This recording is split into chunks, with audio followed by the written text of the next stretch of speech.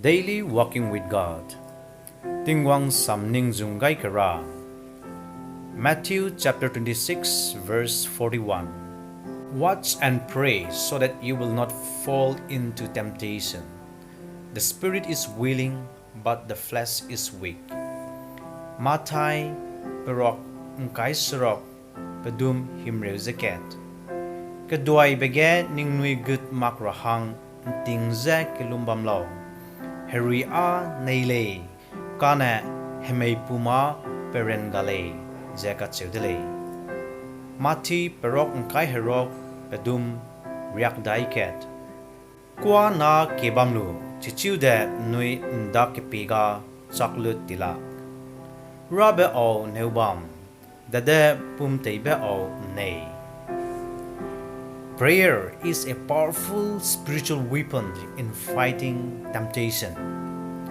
Ziemne anui kekie tewe lungbam mui mai sia kacheu aipau gade cilu. Ma kekie ga anui pumteihbe peuge im changbam lukura de anui hanga de. Teinku kechu de. Apple a day keeps the doctor away de anui rang kechu telale. Chi de get siake anui kem lum medung leide. Nsung bam lumai sia na hanga de te nkue bam lukura o.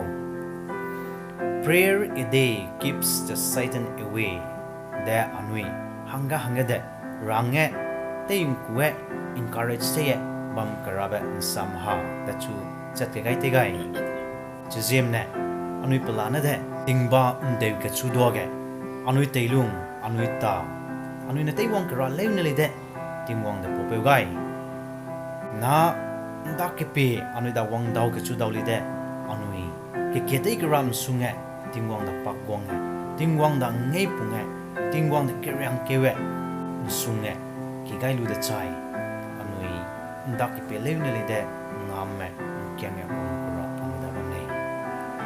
nnei gai na teikem ziemne leune peruga TINGGWANG samlam bam kulube te LULO.